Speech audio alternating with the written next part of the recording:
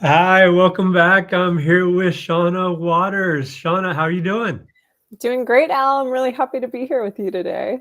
And I'm excited to listen to what you have going. I mean, you're the co-founder and CEO of Fractional Insights with Erin Eatough. And before we jump into the topic, please introduce yourself and a little bit what's happening there at Fractional Insights. Yeah, so as you said, I'm Shonna Waters. I have a background as an organizational psychologist. And so Fractional Insights, we're a strategic advisory firm. We design, deliver, measure, and optimize the return on human capital investments. Our proprietary psychological ergonomics methodology that I'm going to talk a little bit more about today, it allows us to take any execution problem and transform it into measurable business impact. So that's really a lot of the crux of what we're going to be chatting about today. Well, I'm excited for you. And again, both you and Erin, as most of our listeners know, were at BetterUp for many years leading research over there. So I know in talking with you beforehand that you're leveraging a lot of the insights and ideas, not only from your experience at BetterUp, but predating, really going back to your education, both of you being PhD IO psychologists. So very excited to hear what you have to share. So I'll just get out of the way now and you have at it. Sound good? That sounds great. Thanks so much, Al. Of course. Yeah, so I'm excited to talk to everyone today about engineering human performance for business success. Now, people often think about human performance as something that's soft, so something intangible that belongs in HR's domain. But did you know that humans actually represent 70% of a business's operating costs?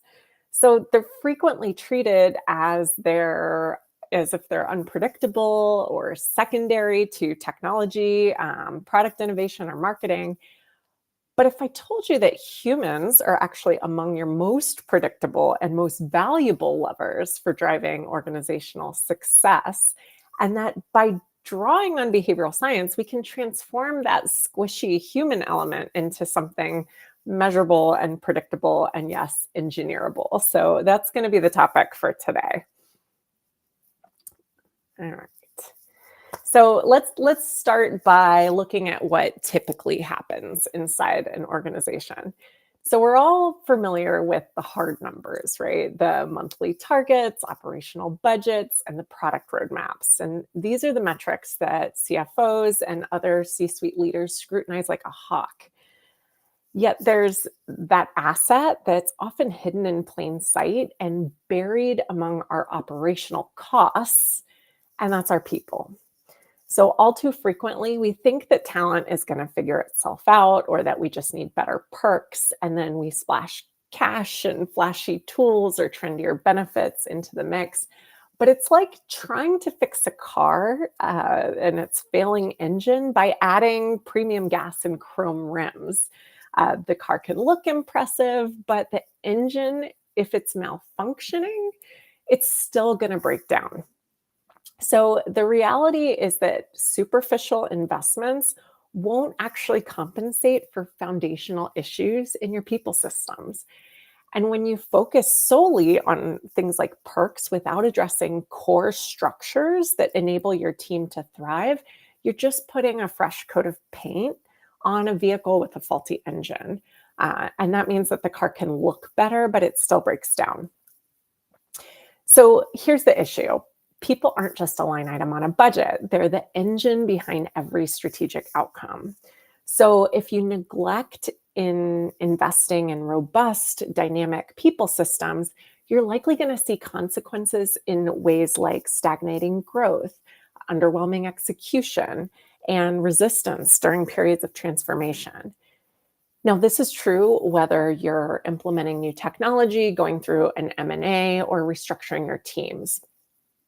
And yet, like, ironically, the human elements that drive these outcomes are too often an afterthought.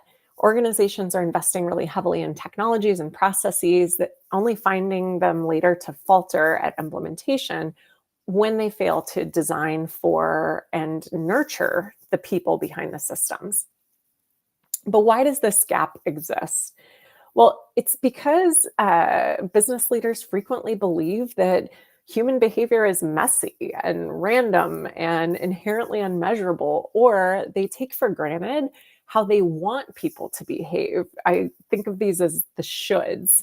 So rather than thinking about how they're likely to behave given what we know about human nature. So if a product malfunctions, organizations know that you go and fix the code.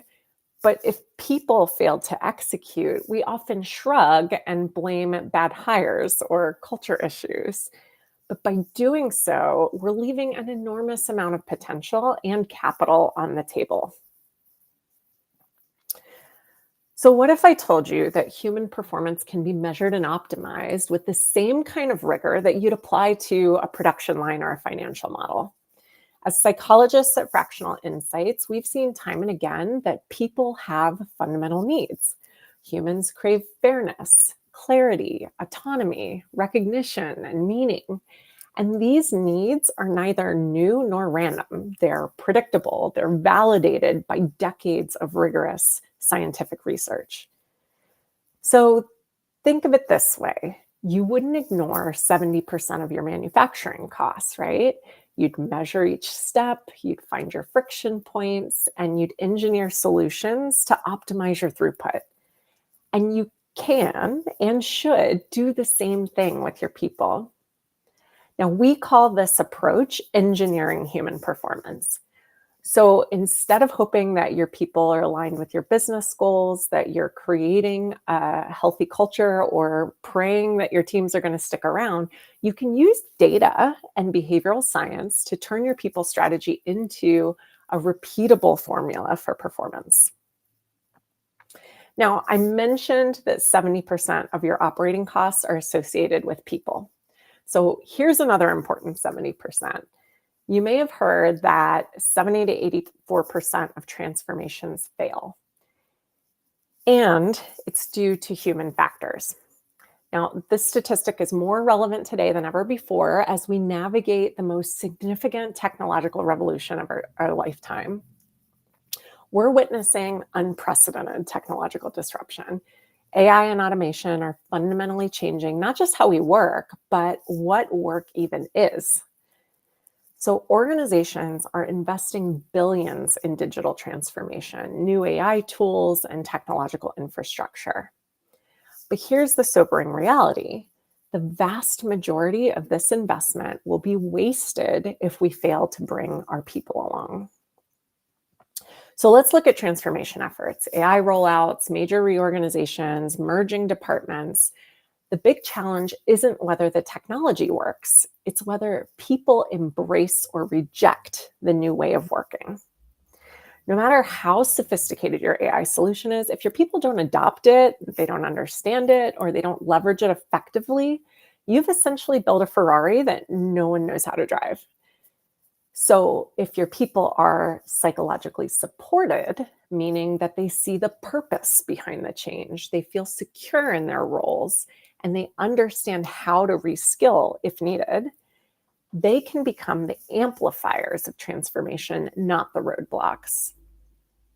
Now, this psychological support isn't a nice to have luxury. It's the determining factor in whether your technological investments yield returns or become really expensive failures.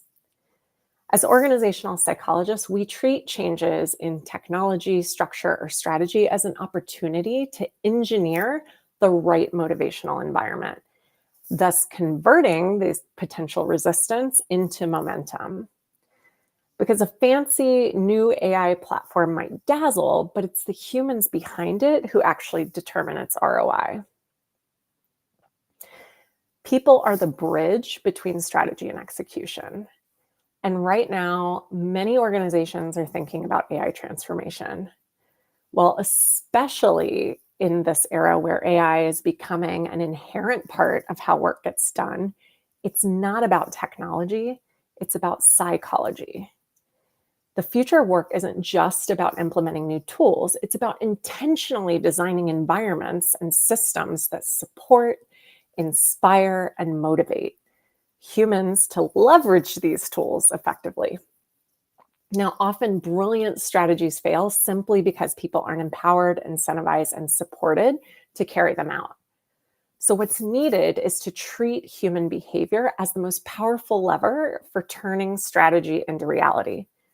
By designing environments that tap into fundamental needs, fairness, autonomy, recognition, and purpose, we make execution not just possible, but predictably successful. The organizations that will thrive in this new era aren't those with the most advanced technology.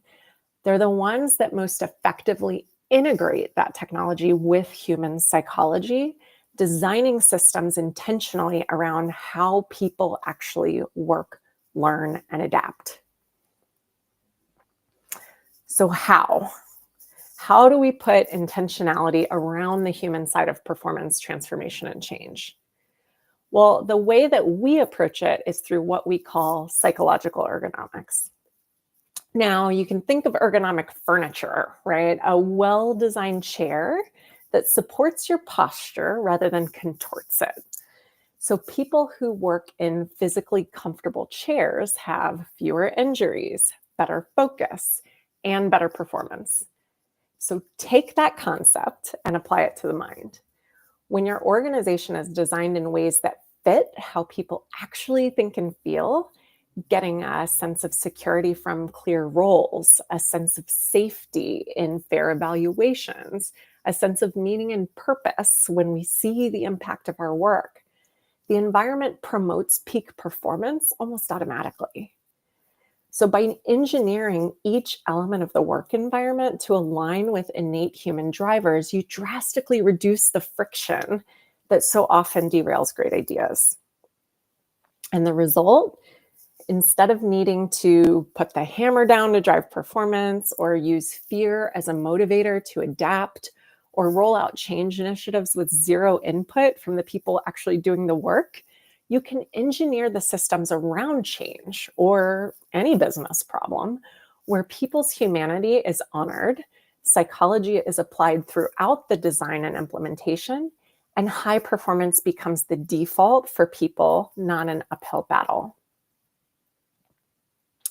And taking a systems level approach on this stuff is the best way to de-risk any human capital investment. So I want to give you an example. So again, right now, we're seeing a massive and fundamental change that can unlock incredible new innovation. So driving innovation is a common business objective. In fact, a staggering 83% of executives consider it a top priority. Yet most organizations struggle to deliver despite incredibly powerful tools at our fingertips. So why is that? Well, it's often because we've created environments where people are afraid to fail. And that issue resides not just at a manager level or at a business unit level, but it's at a systems level for the enterprise. So look at performance management. It's nearly always designed to reward performance, and performance is nearly always defined as hitting achievable targets rather than taking bold risks. So we literally pay people to meet predefined goals and to be safe and secure. And we've succeeded at that, but not to learn, to fail, and to experiment. So we're sending mixed messages. Our innovation strategy is shouting, take risks, while our performance systems are whispering, but don't you dare fail. So is it any wonder that we're stuck in so many cases and money keeps getting thrown toward innovation, but nothing actually moves the needle? And that's because true innovation requires aligning our human systems with our strategic ambitions. And it requires a holistic view to be able to identify, uncover, and resolve the friction points in the system. So I want to share an example of how focusing on business goals can lead to meaningful organizational transformation. So we helped an organization that initially came to us with very specific goals. They wanted to increase efficiency, improve organizational performance, and reduce administrative burden. And their initial direction pointed to redesigning their performance management system. But here's where the magic of taking a systems approach comes in. By working backwards from those business goals and applying psychological ergonomics principles, we uncovered that simply changing the performance management process wasn't going to be enough. The organization needed to make deeper, more fundamental changes. So what started as a redesign of performance management actually evolved into a comprehensive transformation of both processes and culture. We discovered that to achieve their goals, they needed to build a foundation of trust and implement continuous feedback systems.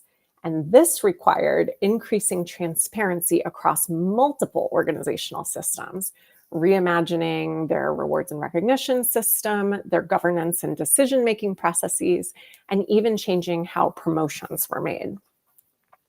Now, the results spoke for themselves. The organization achieved measurable time savings as processes became more streamlined. The decision-making improved as leaders had better information and clearer parameters. And probably most importantly, there were significant increases in trust, transparency, and perceptions of fairness throughout the organization.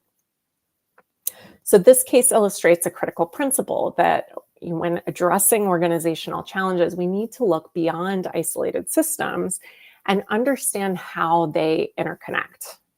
By starting with business goals and then designing human systems to actually support those objectives in a way that works with rather than in opposition to human needs, we can create sustainable transformation that actually delivers real impact.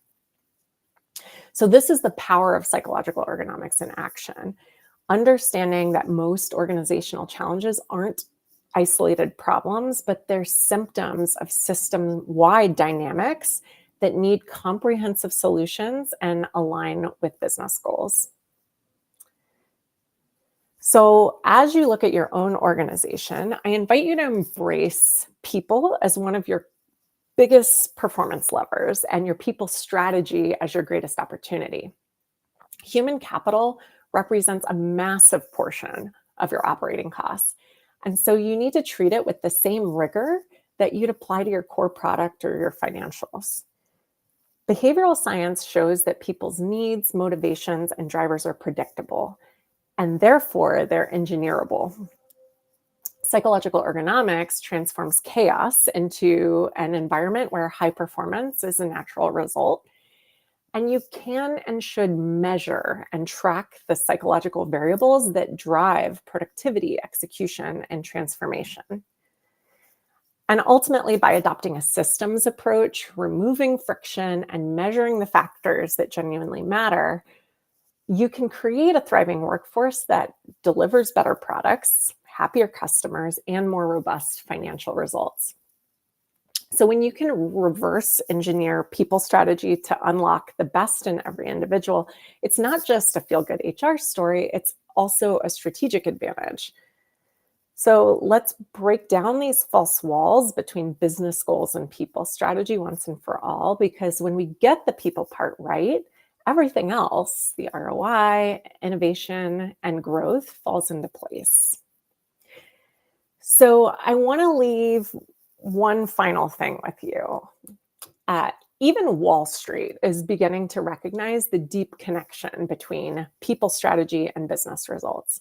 Investors have created a special stock, or a whole class actually of special stock indices, like the Happy Index, to track companies that get the people stuff right. So those funds have outperformed the market by up to 11%. So even the SEC now requires companies to report on their human capital metrics, and that's because from an investment perspective, it matters. All right, so thank you for your time and attention today, and I'll pass it back to you, Al, for a little more discussion.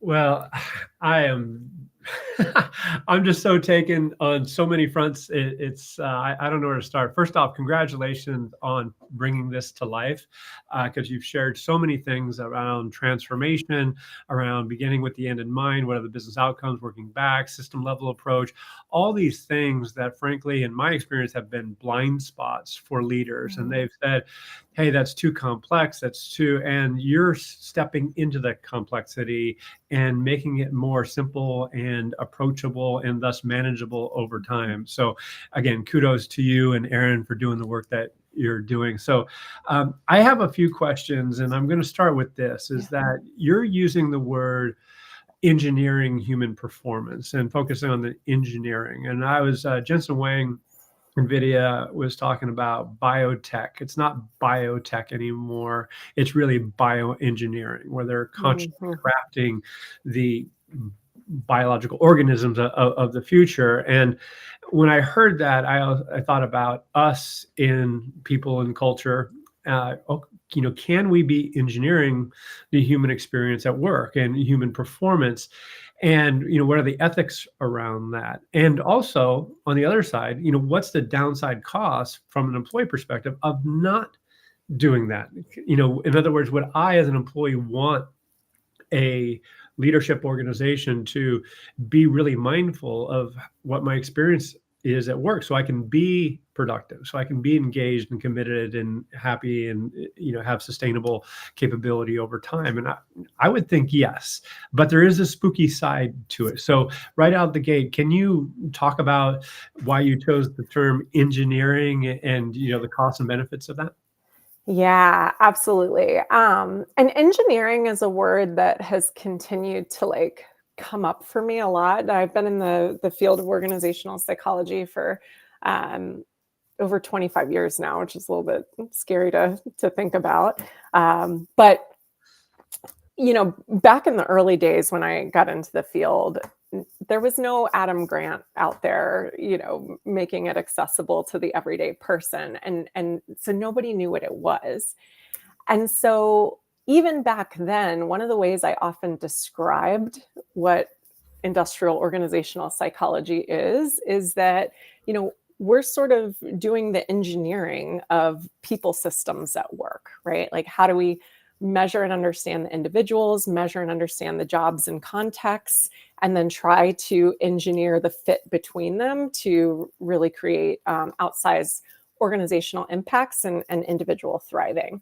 So that's always sort of the way that I've thought about it. But to your point, Al, which I think is a really important one, especially at this day and age, to think about, is the creepiness factor, and nobody wants to be manipulated, right? But the way I think about this, and maybe it's my high optimism as a dispositional trait, but I actually think that this serves the person too. I mean, one of our highest potential motivators at work is making progress on meaningful outcomes.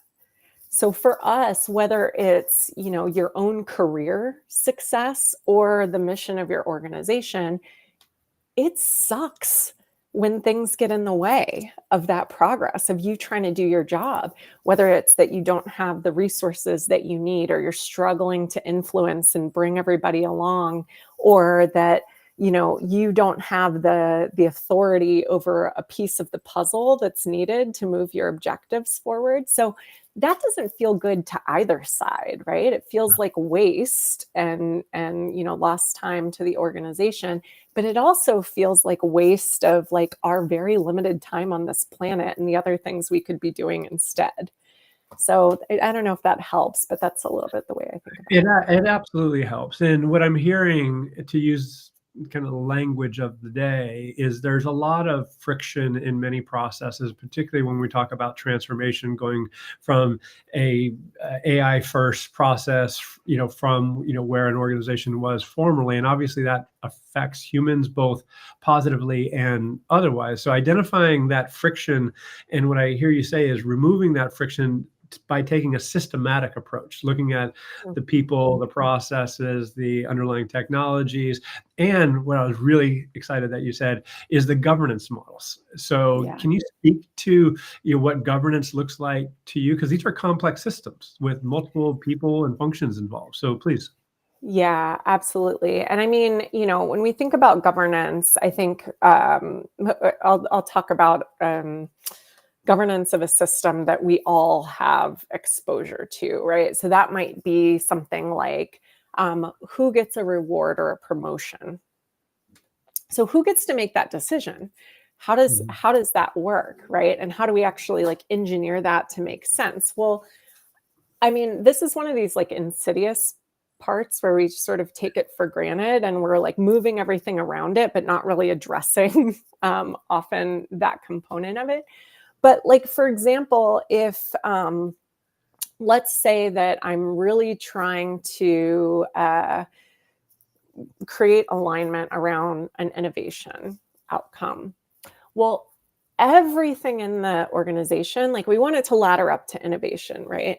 But ultimately, if your governance is such that like the first line supervisor is the one who's making these individual promotion decisions, and really what they're thinking about is their business units objectives or their own personal objectives. And that often is like all of these systems are social systems, by the way. So part of that is, what I need from an organizational performance perspective, but it's also like, I don't want my team to hate me.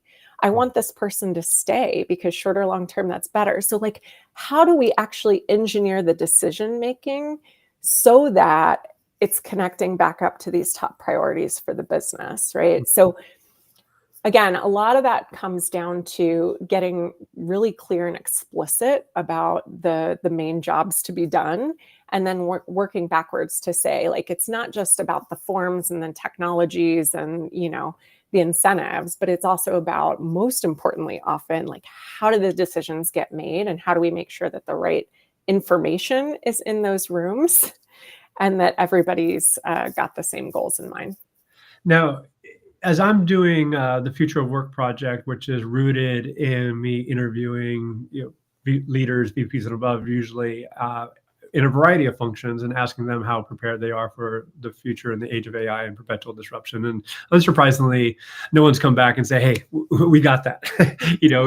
There's so much room to improve and reinvent and do things in a new way, at speed, at scale, and in sustainable ways. So my question to you, you're obviously putting this together because there's a need in the world. There's a need in the market. So can you speak from your perspective, what are some of the barriers organizations have currently that they have to overcome to take this more systematic, psychologically ergonomic approach? Yeah, I mean, so it was Erin and I think I've written about this on LinkedIn, but Erin and I were recently at an HR brew where there was discussion about unowned problems, and that unowned problems are often the most impactful on your business and the scariest because they kind of live everywhere and in the cracks in between our organizational structures. And I find that speaks really well to this future of work problem that everybody's in. It's like, again, you think historically, HR owned the people, IT owned the technology. We throw technology over the fence and hope that the people like the technology and start using it and all of that stuff, maybe with some consulting firms to help us with change management, right? Right. Well, that's not how it's going to work now, because AI is so transformative. And yes, in some cases at the level of a job, but often at the level of a task or an activity. And we couldn't design that centrally, even if we wanted to, because we don't have great systems and sensors to even know what all the tasks and activities are in an organization, let alone which ones are going to be best suited for technology and be acceptable to the humans, whether they be the customer humans or the employee humans who are using them. And so we really have to work in partnership, right? Like it's kind of like it's not biotechnical, it's biotech engineering, and it's not people or technology, it's like socio-technical engineering. And who owns that? You know, I think some companies are starting to try to create that as a role, but right now, through governance, it's panels and groups coming together and trying to wrestle with these issues. And to your point, there's a lot. It's overwhelming. And so the ability to take simplified frameworks that can help us name these things, have intentional conversations around them, design with them, measure them, I think is the need, the gap that we're trying to step into. Well, thank you, because what I am finding is just that. And I think about going back 20 plus years ago, I had the pleasure of participating in a group with John Boudreau and others at the Center for Effective Organizations. And he talked about the value of mental models and the lack of certain mental models at that time to understand the complexity of not only work, but governing an organization large and complex, at that time. Fast forward, those challenges are always going to remain. That being said, there needs to be some cohesive framework brought to the fore, and to your point, space created to have these discussions, however messy, and they become less messy with this mental model that you're bringing forward, psychological ergonomics. So I have a couple more questions and then we can start to wrap. My hope for the future, and I'm going to own my bias here, is that there are better governance structures that are, in other words, cross-functional groups at the executive level that are coming together with a heightened level of frequency and focus to make decisions that affect the workers, that affect the tech priorities, AI usage, on down the line. So what is your ideal future state? If you're working with a customer, what do they look like? What are they doing differently now or in the future than they are doing now? Yeah. Well, I think this is a point where you and I have a lot of shared passion, Al, that we've talked about, is how critically important these cross-functional groups are, coming together, creating space, asking good questions, and asking really fundamental questions. I think especially with the pressure in the environment right now, it's always moving into solutioning and actioning and creating the space to really say what's the problem we're solving and what are our first principles for solving it. So for example, I think especially, when we talk about this AI, artificial intelligence, human intelligence intersection, I'm hearing a lot of people talk about we want to make sure that this stuff is designed in a way that's good for humans. Mm-hmm. But whether it's investors, CEOs, product developers, or organizational leaders, when I ask them, what does that mean? How do you know? There's a lot of floundering. Yeah. Right? So when it's, what does it look like? What do we need to do that's different? I think we need to be having those conversations at the beginning of these initiatives to really say, okay, these are the most important things that we're doing as a business. What do we think the path through this is? What is success going to look like? What are the things that we can't get wrong? What are those first principles? And then let's reverse engineer from that. How do we bring the people and systems in alignment to actually accomplish that? And the most important part from the beginning, this how will we know, is the measurement piece, right? Because if we can get the measures in place and we have those sensors in early, we can constantly know and readjust. This is all new. We're going to get things wrong. Mm-hmm. So it's not about trying to, get the perfect solution from the beginning, but having the insurance policy of those early signals that it's not headed in the right direction. Yeah, thank you for sharing that. And I'm going to just start probably two more questions. And then if anyone has questions from the live audience, by all means, and then we'll we'll wrap, and I'll ask how people can learn more about you and Fractional Insights, and you can share about some of the research that you all are doing. I know the angst index is really cool that you want to share. So here's my question. Like, I have this not only feeling, but commitment to better understanding work itself. So work is changing with AI, with robotic automation and outsourcing, globalization. All these factors are actually influencing what people are doing day to day. And I, at my stage of life, grew up in what I call the suck it up generation. That's just the way it is, just suck it up. And now we have young people, particularly high value talent, that are like, no, I'm not going to take it. And so we have leaders, very financial, obviously, responsibilities to the shareholders and all that, but they also have responsibilities to customers, the environment, and workers, and so forth. So where I'm going to come with a question is this: to understand the very nature of work, it takes an open-minded approach. And to your point too, how are we going to measure the impact on the human experience and have that be integral to this discussion, as opposed to, hey, we're just going to implement this, and they're just, if they want a job, they're just going to have to suck it up. So what's the value of bringing a people forward, I'm not going to say people first, but a people forward approach? I know you advocate for that, but what do you think some of the barriers are and reasons why that's not happening? Yeah. Well, there's probably a lot of reasons why it's not happening. Again, like even with some of my colleagues, my peers in my domain, I think there's often still this just like, it's too squishy, we can't measure it. Or even when there's strong belief that we can measure it, there's belief that we can't connect it to business outcomes. Yeah.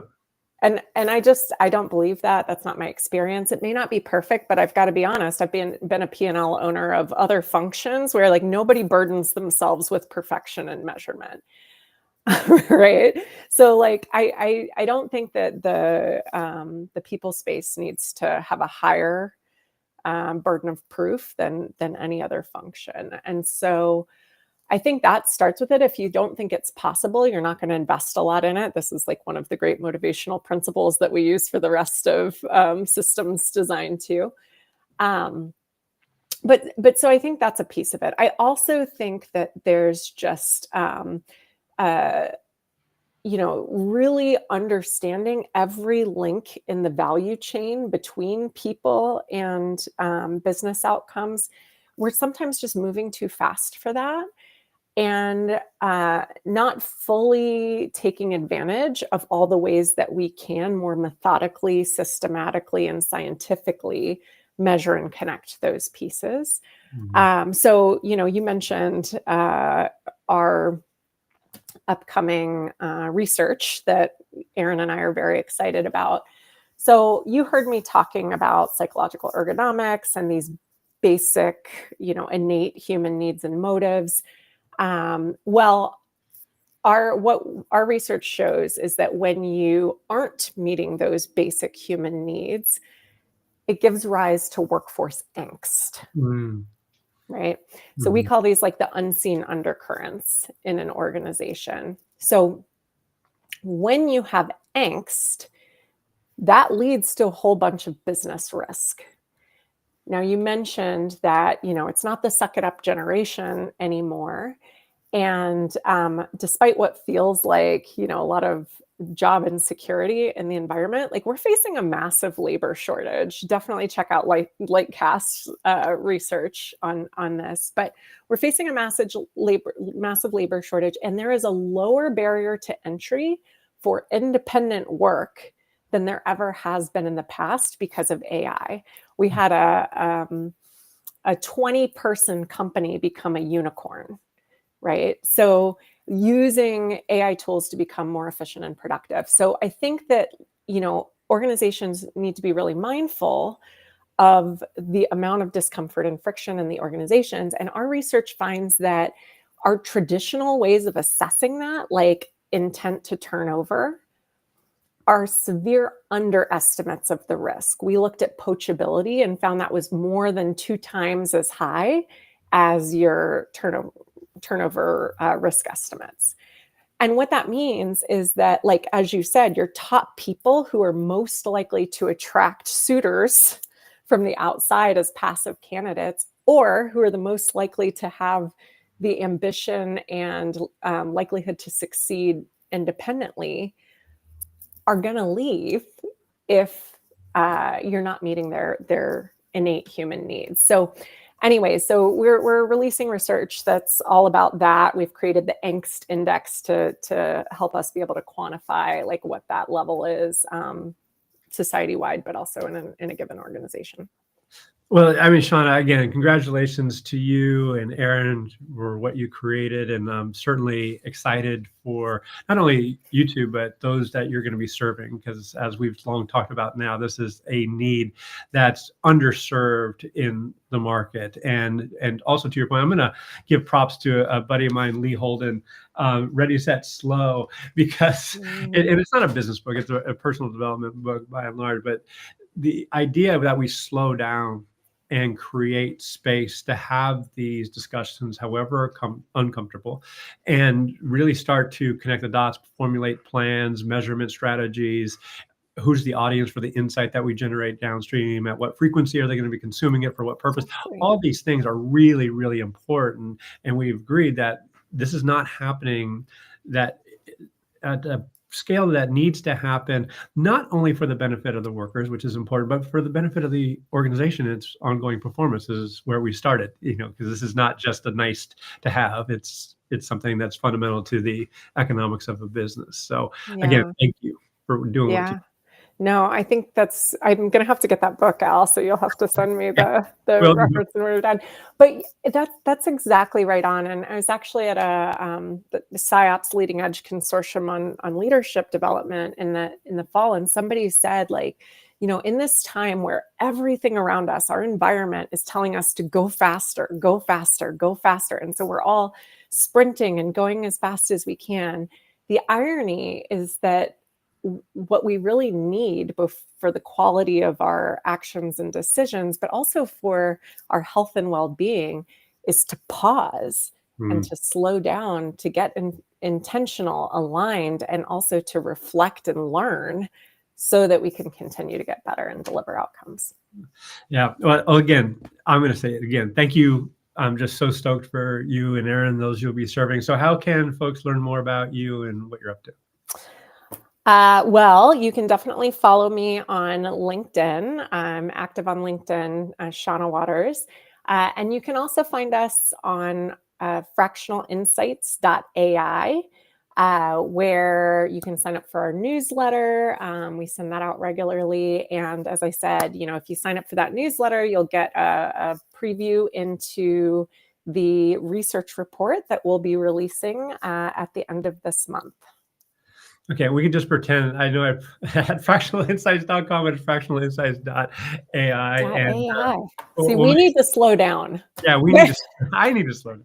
So yeah, I'll make sure that's on the channels in which this live stream appeared. But I will wrap by saying, I so appreciate not only the content of what you are sharing, but how you share it and the purpose behind it, because the principles that you and Erin carry around honoring the human at work is unmistakable. So again, super appreciate you. Thank you. Thank you so much, Al. Always so fun to talk to you. Yeah, likewise. All right, be well.